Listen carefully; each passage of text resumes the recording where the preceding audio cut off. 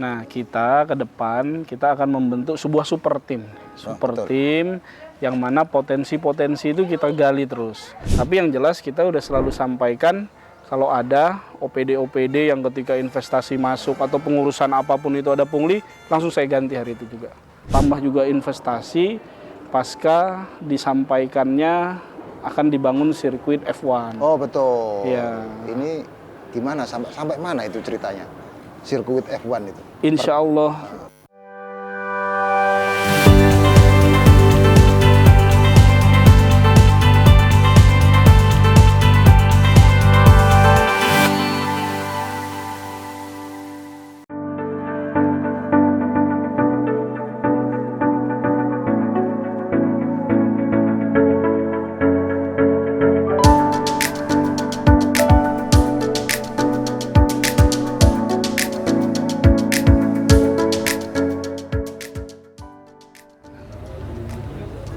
Selamat pagi Tribuners.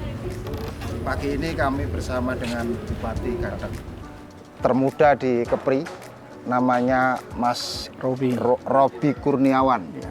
Baru beberapa hari dilantik. Ya. Secara definitif. Sebelumnya adalah PLT Bupati Bintan. Kita akan ngobrol-ngobrol banyak tentang Bintan. Mulai dari bagaimana rasanya menjadi orang muda yang memimpin wilayah yang luar biasa ini. Kemudian kita akan ngomong betapa indahnya Bintan, betapa menariknya Bintan untuk berusaha. Nah, Mas Robi, sebelumnya saya ucapkan selamat Ya. karena dalam beberapa hari Cak. kemarin telah resmi dilantik. Saya pengen nanya agak santai aja. Ya. Rasanya dilantik oleh Pak Ansar yang kebetulan sebagai bapak itu gimana? Ya pertama pasti kita lebih agak grogi lah. Oh iya. Dan juga kita merasa wah ini berat nih. Oh gitu. Karena kita selain kita berjanji kepada Allah Subhanahu wa taala, kita berjanji di depan masyarakat dan juga nih di depan orang tua sendiri. Oh iya. Jadi kita harus menjaga nama baik, selain nama baik sendiri, nama baik orang tua yang harus kita jaga. Kalau biasanya pejabat-pejabat lain yang dilantik oleh atasannya itu hanya berjanji kepada atasan. Iya. Ini kayak birrul walidain lah. Iya, betul. Agak Jadi berat nih, agak berat. ada beban luar biasa ini. Iya. Sebagai bupati yang relatif masih muda, Iya. banyak orang mungkin berpikiran paling nggak punya pengalaman dan seterusnya. Tapi saya yakin Mas Robi punya visi besar untuk membangun Bintan lebih baik. Kira-kira bisa diceritakan lebih singkat nggak? Kira-kira ke depan kayak apa? Jadi di Kabupaten Bintan ini kita menyadari kan sebagai anak muda, pasti ya kalau ditanya bisa tidak sih mimpin 159.000 jiwa, daerah yang luar biasa potensi. Betul. Ya semua pasti menanyakan seperti Iya, itu. iya. Tapi biarlah waktu nanti yang menjawab. Nah, kita ke depan kita akan membentuk sebuah super tim. Super tim yang mana potensi-potensi itu kita gali terus. Potensi seperti pariwisata. Kemarin kita 2 tahun pandemi. Ya. Sekarang sudah alhamdulillah insya Allah menuju endemi. Ya. Ini sudah mulai restart kembali dan mudah-mudahan pariwisata bisa maju lagi. Kemudian industri juga alhamdulillah sudah bertambah selama kita mimpin PLT itu bertambah 4,4 triliun. Investasi baru? Investasi di tambahan di KEK Galang Batang. Itu baru PLT? Ya, belum kalau definitif ya? Ya, insya Allah bisa lebih ini lagi. Selain pariwisata, industri? Yang pasti ya pelayanan kepada masyarakat. Kemudian pendidikan, kesehatan juga semua kita bahas satu persatu, kita urai masalahnya. Dan saya selalu menyampaikan kepada teman-teman dinas dan sebagainya, kita ini bukan Superman, tapi kita butuh semua orang, kita libatkan semua pihak. Insya Allah kalau super tim pasti Bintan ini bisa lebih maju cepat lagi. Bukan Superman, tapi super tim. Iya. Itulah kira-kira yang beda dari orang muda ini. Biasanya orang muda itu semangatnya luar biasa, energinya luar biasa. Tapi yang luar biasa lagi adalah kesadaran untuk membangun tim. Iya. Nah, ini yang sudah dilakukan apa? Dalam rangka membangun tim untuk kemajuan Bintan.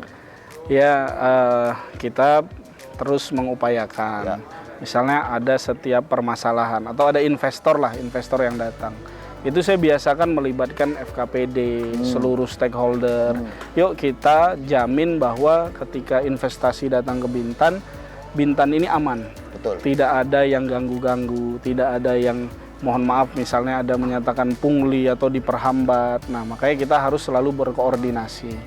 Nah, kemudian juga kemarin ada permasalahan seperti di rumah sakit. Ya. Antrian begitu panjang. Ya. Saya datang bersama Sekda dan beberapa OPD, datang langsung bahas, kita urai masalahnya. Seminggu harus selesai. Nah, jadi banyak lagi memang kita biasakan berkomunikasi lah. Super tim yang hebat itu seperti misalnya begini, Cak Safik. Ketika investasi datang, Ya. nah, investor itu tidak perlu ketemu saya dulu, langsung saja ke PTSP. Nah, di samping itu, kalau memang mereka butuh jaminan, baru ketemu kita. Tapi yang jelas kita udah selalu sampaikan kalau ada OPD-OPD yang ketika investasi masuk atau pengurusan apapun itu ada pungli, langsung saya ganti hari itu juga. Langsung diganti? Langsung saya ganti. Ini anak muda luar biasa. Jadi siapapun saya kira jangan macam-macam dengan semangat muda ini. Semangat muda ini energinya luar biasa. Kalau ada orang yang menghambat investasi, asal jalurnya benar, sekali lagi jalurnya benar. Karena Betul. kita ada hukum, ada peraturan dan sebagainya. Jangan macam-macam, pasti sikat habis. Iya. Saya siap bantu. Kalau Siap, mau terima sikat-sikatan. kasih. Karena kan kalau investasi nggak masuk, nggak mungkin kita bisa ngurai pengangguran. Betul, karena itu satu di antara cara untuk mengurai banyak persoalan. Betul. Pengangguran akan terselesaikan, kemiskinan Kesejahteraan mungkin masyarakat akan, juga naik. kualitas hidup manusia juga akan terlaksanakan. Nah, pemirsa, kita akan ngomong-ngomong lebih detail lagi bagaimana investasi di Bintan ini setelah rehat sejenak.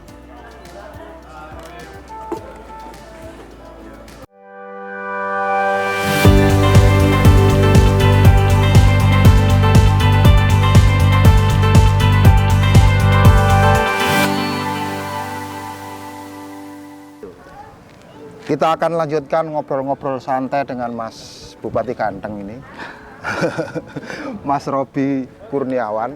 Kali ini kita akan ngobrol tentang iklim investasi di Bintan. Kita tahu bahwa di Bintan ini sudah ada kawasan industri yang luar biasa, ada kawasan pariwisata yang luar biasa, ada pengembangan-pengembangan lain yang saya yakin dengan semangat muda pengalamannya akan lebih luar biasa lagi di masa-masa yang akan datang. Nah, Mas Robi, terkait dengan tadi sudah disampaikan bahwa ada kemudahan, jangan main-main dengan investor. Kira-kira apa untuk mengembangkan iklim investasi lebih luar biasa di Bintan ini? Kita tahu sudah ada KEK, PT BAI, ada kawasan Lagoy yang luar biasa ini. Nah, kira-kira apa yang akan dilakukan untuk meningkatkan investasi di Batam? Di Bintan. Iya. Jadi begini, kita ini kan punya 3 wilayah. Betul. Satu, kita ditetapkan sebagai kawasan free trade zone. Nah, cuman kita masih enclave, belum seluruhnya. Ya.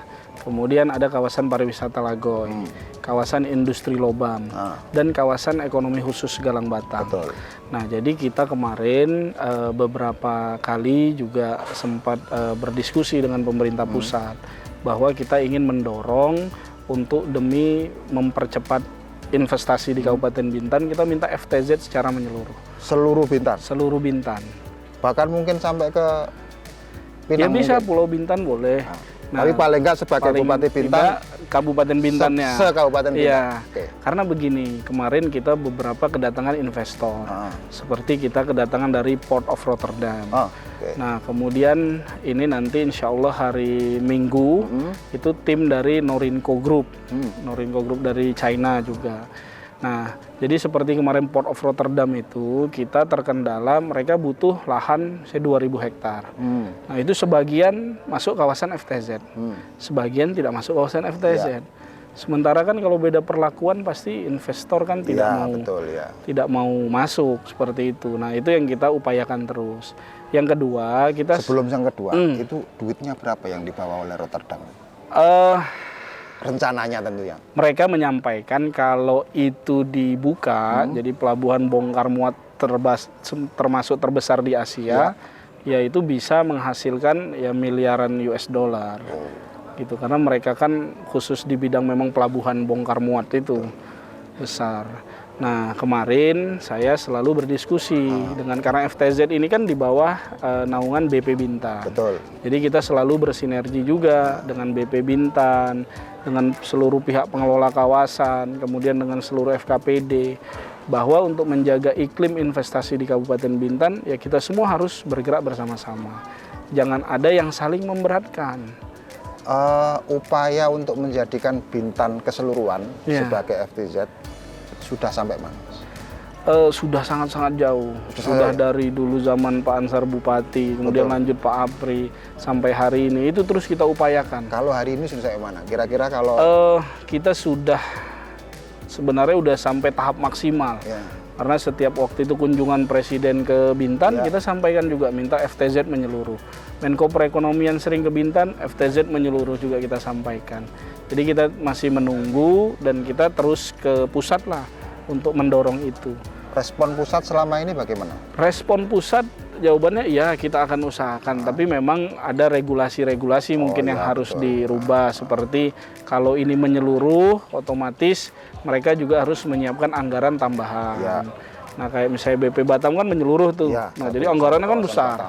Nah, sedangkan kita karena sebagian anggaran itu 1 tahun untuk bangun infrastruktur hanya paling 85–91 miliar untuk BP Bintan. Dan itu hanya untuk sebagian wilayah. Sebagian, sepertiga bahkan. Itu kalau nanti nyambung juga sulit itu. Iya. Jadi kalau wilayahnya misalnya kalau kue gitu separuh, itu bangun jalan aja, yang lanjutin siapa? Ini jalannya buntu. Iya. Selain soal FTZ tadi yang mau disampaikan soal investasi, apa itu? Ya, yang pasti kita harus menjaga koordinasi lah, koordinasi antara semua pihak yang berwenang. Karena kita jangan pemerintah berjalan sendiri. Ketika misalnya kita berjalan sendiri, yang lain tidak mendukung juga percuma. Pasti pengurusan perizinan itu akan lambat. Karena kan sekarang tidak hanya dari pemerintah daerah, tapi ada dari pemerintah pusat, ada dari pemerintah provinsi. Jadi intinya kita bukalah semua komunikasi. Sekali lagi saya sampaikan, kita jadi super tim, gitu. Termasuk kita libatkan pemerintah pusat dan provinsi. Ada kawasan Lagoy, ada kawasan Bay, ada kawasan Industri Lobam, ada kawasan apa tadi?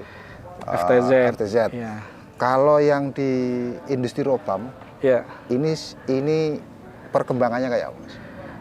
Udah luar biasa. Karena kemarin itu kan sempat di tahun 2018-2019 itu menurun drastis. Nah, semenjak pandemi di sana kan ada halal food ya, halal hub di sana. Nah, selama pandemi halal food ini naik drastis. Kok malah aneh? Gimana ceritanya? Ya karena kan orang walaupun di rumah tapi kan butuh makanan. Justru karena orang tidak bisa keluar, maka stop. Dan mereka itu permintaan dari Eropa luar biasa. Jadi selama pandemi itu, mohon maaf, mereka menganggap yang ada cap misalnya label halal food itu benar-benar higienis dan terjamin untuk mereka makan gitu. Ada rencana pengembangan lebih lanjut nggak untuk Lobam terkait dengan barangkali ada tambahan investor atau ada pengembangan? Ya pasti terus berlanjut karena kalau Lobam ini kan juga ada operatornya kan. Seperti Lagoy juga BRC, kemudian Lobam juga BIIE. Di Bay juga ada. Di Bay juga ada. Kita selalu menyampaikan pada seluruh operator kawasan itu, ayo datangkan investor. Kita siap bantu memberikan jaminan bahwa Bintan ini investasi aman, tidak akan ada diganggu-ganggu. Kalau di Bay, begitu juga. Ini semuanya kan masih dalam tahap apa ya, sekian persen ya, sepengetahuan saya bahwa kita akan menuju ke kondisi yang sangat luar biasa. Kapan hari kita lihat gambar-gambarnya, wow lah. Selama ini bisa diceritakan nggak, baik di Lagoy, di Bay, di Lobam, tingkat kepuasan mereka menanamkan uang di Bintan kayak apa? Kalau saya lihat dengan terus berkembangnya investasi, berarti sih puas. Karena begini, kayak BAI. Dan akan makin puas karena sekarang dukungan. Sekarang yang memimpin makin muda. Karena kita memberikan jaminan. Iya betul. Kemarin bahkan mereka itu rencana BAI bahkan di depan Pak Presiden menyampaikan bahwa akhir tahun ini atau paling lambat tahun depan itu akan nambah investasi kurang lebih kalau saya tidak salah, mohon maaf 18 sampai 25 triliun. Itu duit semua ya? Itu ya kayaknya inilah kayak air inilah, begitu luas. Begitu luas. Luar biasa. Jadi ya, saya kira itu kabar baik. Akan lebih baik lagi, habis ini akan kita obrolkan kira-kira dampak dari semua duit-duit tadi yang masuk ke Bintan kepada kesejahteraan warga di Bintan seperti apa setelah yang satu ini.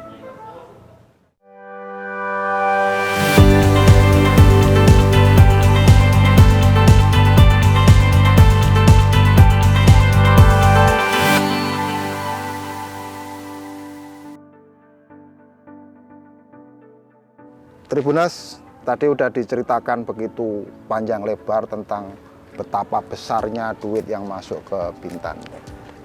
Kita akan nanya-nanya lagi dengan Mas Robi, apa kira-kira dampak duit-duit itu bagi kesejahteraan ratusan ribu warga Bintan. Nah, bisa diceritakan nggak Mas Robi? Kira-kira ketika ada Lagoy, ada Bay, ada Lobam, ada segala macam tadi, itu dampaknya terhadap kesejahteraan warga Bintan seperti apa?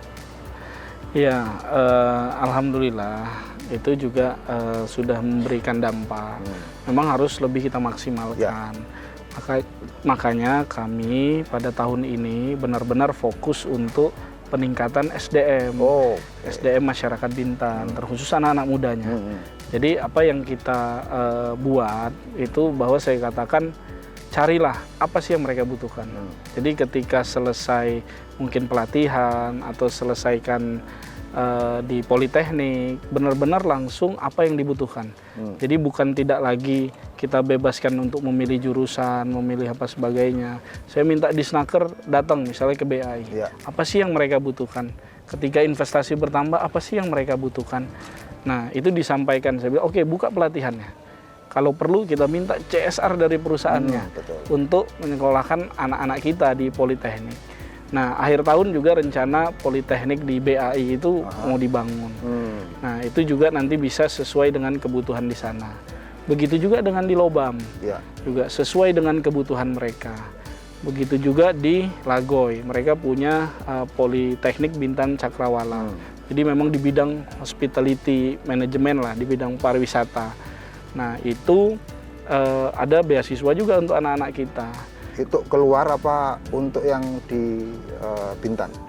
Ada yang memang yang benar-benar berprestasi, itu biasanya langsung keluar. Tapi di bawah ini mereka lah, ada misalnya yang bekerja sama dengan Politeknik itu. Kemudian ada juga yang di dalam. Karena kebutuhannya kan semakin banyak. Iya, betul. Nah, belum lagi kita lihat kalau di Lagoy Bay itu lagi perkembangan juga luar biasa. Makanya kita benar-benar siapkanlah anak-anak muda kita. Sehingga jangan lagi dikatakan bahwa investasi yang datang nggak ada manfaatnya untuk masyarakat Bintan. Dan warga Bintan hanya sebagai penonton. Betul.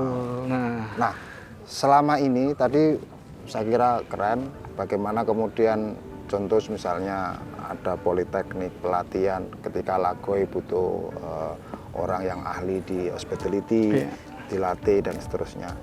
Nah, yang secara spesifik selain melakukan pelatihan-pelatihan, ada nggak upaya menyekolahkan tentu orang-orang tertentu ya, warga Bintan keluar sana, sehingga tidak lagi sebagai staf, tapi pada suatu hari nanti penguasa di tingkat manajerial di tempat ini adalah orang Bintan. Ada nggak upaya itu?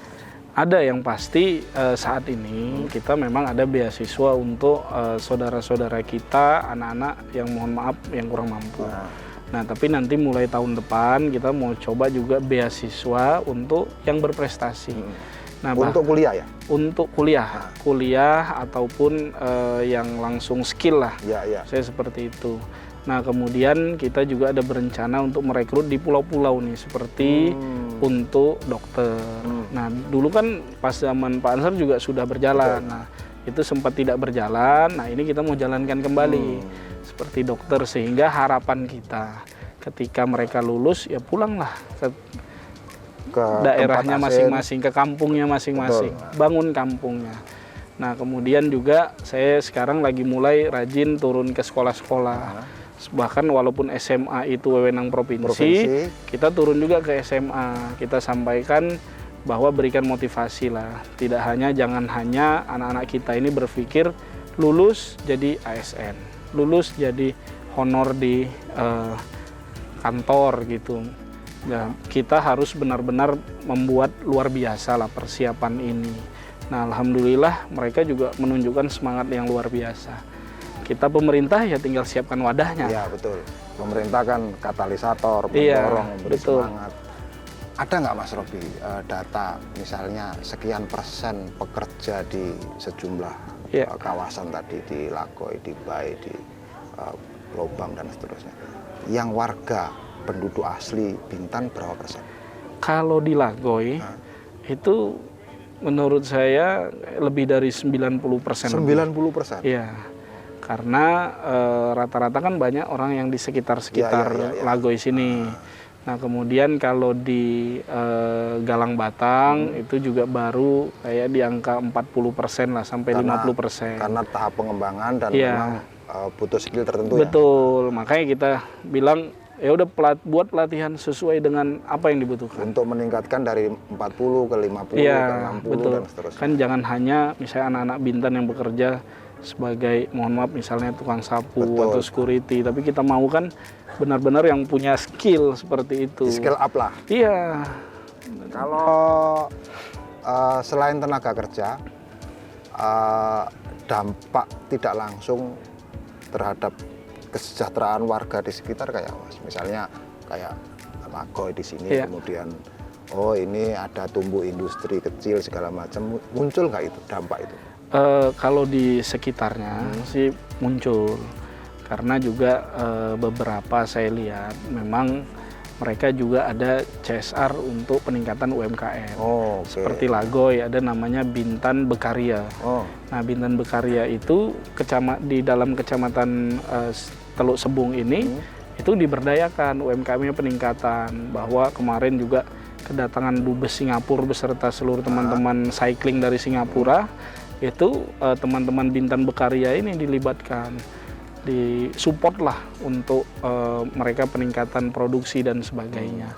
Nah, saya lihat memang industri kemudian pariwisata ini sangat berpengaruh sih untuk ekonomi masyarakat Bintan, karena kan mereka tinggalnya kan juga balik ke rumah masing-masing, otomatis berbelanja dan sebagainya. Pemirsa, industri sudah, pariwisata akan kita obrolin lagi dengan Mas Robi, bagaimana perkembangan pariwisata di Bintan, prospeknya dan manfaatnya bagi warga Bintan setelah yang satu ini.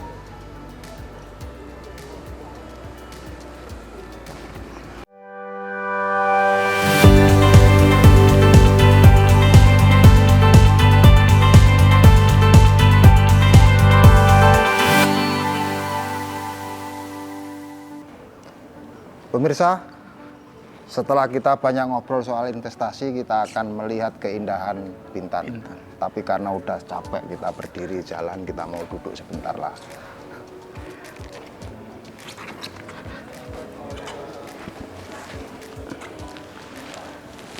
Mas Robi, tadi kita ternganga-nganga lah lihat investasi yang masuk ke Bintan. Saya juga melihat ada sesuatu yang luar biasa juga di Bintan, tidak kalah dengan tempat-tempat lain di Indonesia. Bukan hanya di Kepri, bukan hanya di Sumatera, tapi di Indonesia, yaitu pariwisata. Dalam hal ini juga potensi alamnya, pantainya indah, ada gunung, ada segala macam. Nah, upaya yang dilakukan oleh Mas Robi ke depan untuk pengembangan pariwisata yang luar biasa di Bintan ini apa kira-kira? Ya, yang pasti kita akan mendorong teman-teman pariwisata untuk bisa terus meningkatkan seperti pembangunan resort-resort baru. Nah, salah satunya keringanan-keringanan.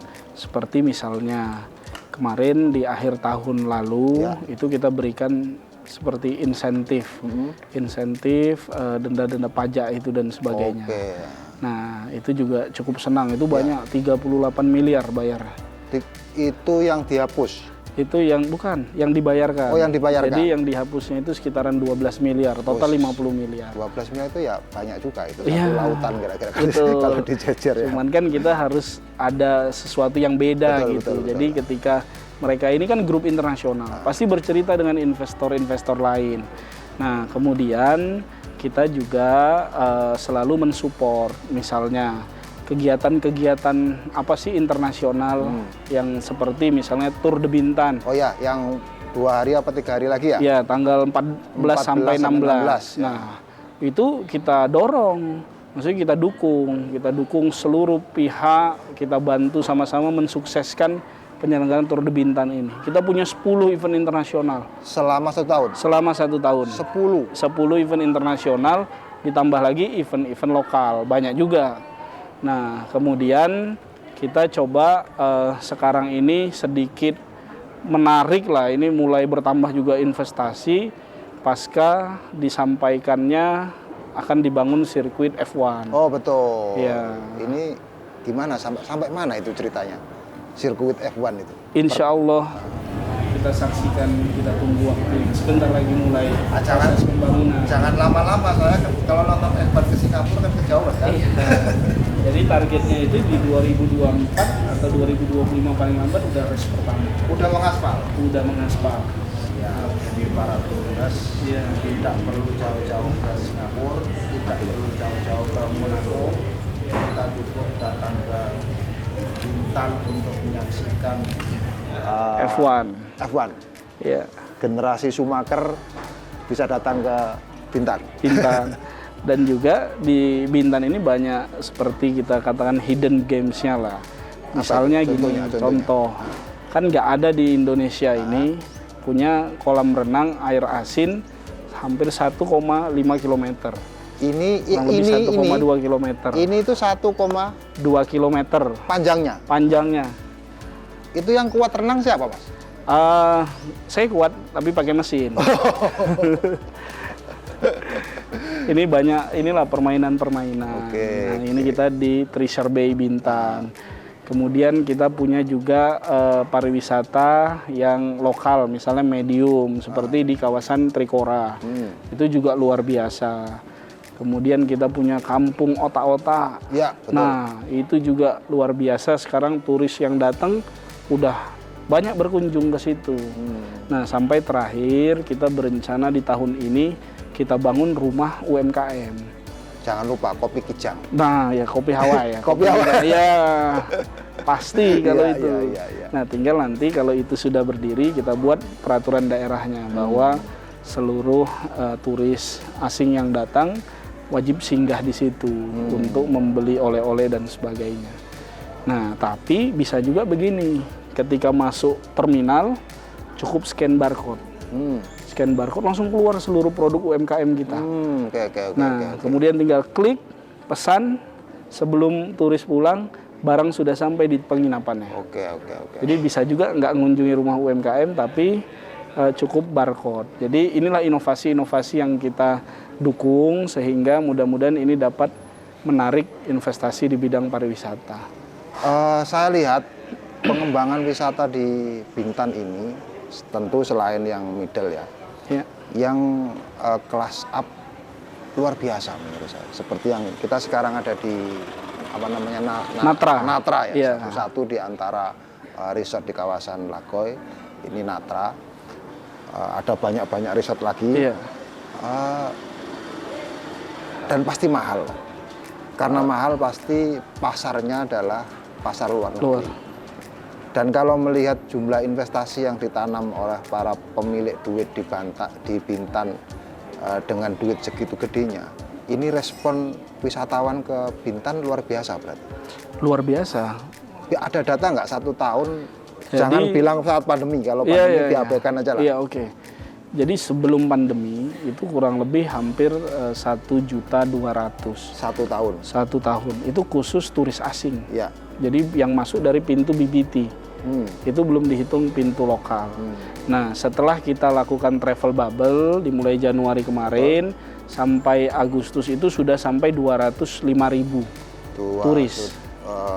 Sekitar 20% dari kondisi normal. Itu asing aja. Nah, kalau lokalnya kurang lebih 146 ribuan lah.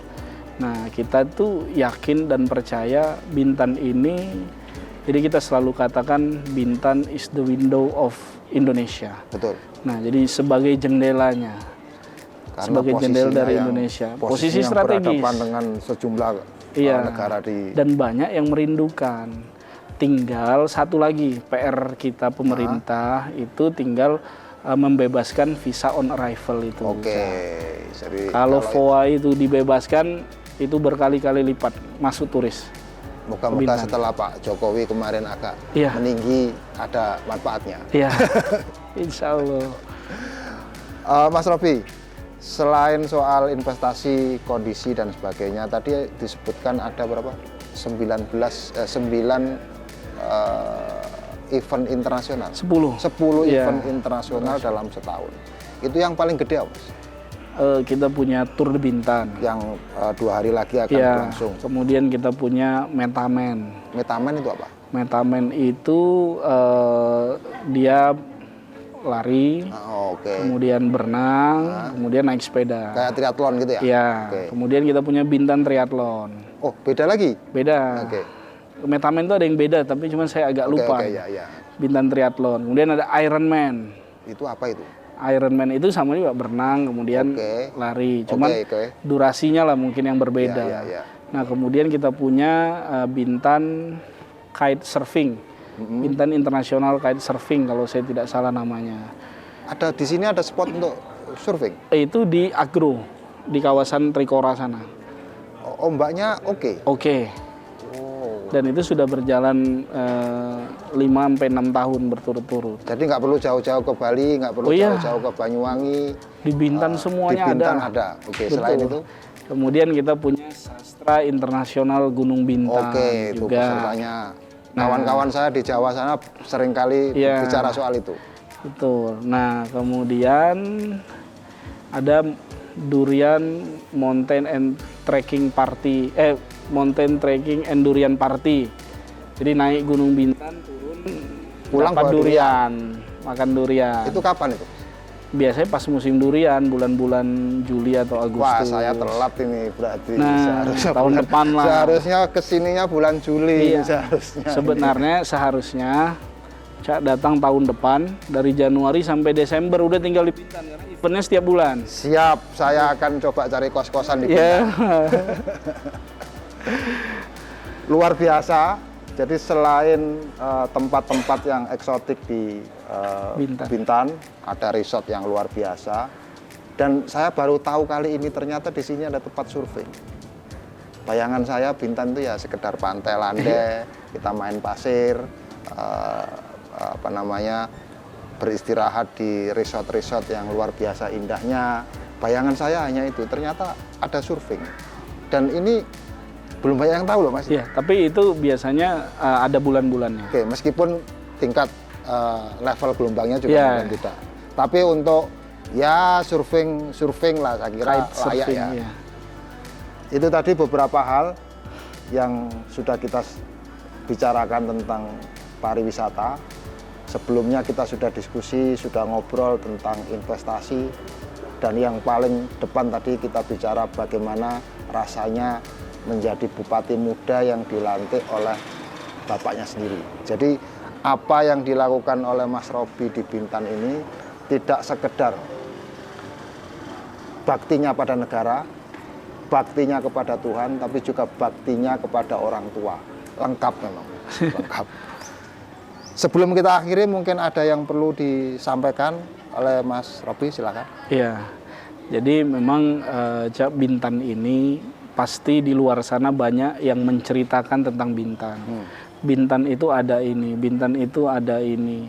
Nah, tapi bisa saya katakan bahwa kita tidak akan bisa menikmati Bintan sebelum kita datang ke Kabupaten Bintan. Betul. Nah, kalau udah kita datang, saya jamin pasti nagih. Karena selain pariwisata luar biasa, makan-makanannya juga enak-enak. Ya. Nah, kemudian banyak tempat spot-spot yang luar biasa. Salah satunya favoritnya ini juga anak-anak sering datang ke sini. Kemudian untuk investor juga kami memberikan jaminan bahwa jangan pernah takut. Setiap yang ingin investasi di Bintan, saya menjamin tidak akan ada dihambat, tidak akan ada yang namanya, mohon maaf katanya pungutan-pungutan, itu tidak akan ada, kita jamin. Nah, kemudian bagi yang ingin menetap lama juga silakan, karena Bintan ini banyak memberikan keindahan alam yang luar biasa yang bahkan tidak bisa didapat di tempat-tempat lainnya.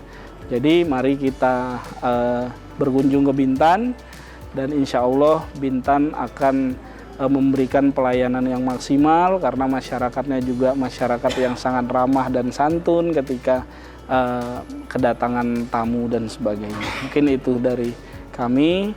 Terima kasih, Cak. Terima kasih Mas Robi. Pemirsa, datanglah ke Bintan, baik sekedar istirahat, berwisata, atau berusaha. Karena di sini apa saja ada, dan dijamin oleh Mas Robi. Kalau ada yang tidak beres, datang saja, lapor saja, pasti diberesin. Ini energi muda, cekatan, tanpa pandang bulu, gak beres, asal sesuai hukum pasti diberesin. Betul. Demikian bincang-bincang kami dengan Mas Robi Kurniawan, Bupati Bintan, Bupati muda, ganteng, energik, gagasannya banyak. Sampai bertemu kembali dengan acara kami di waktu berikutnya. Selamat siang.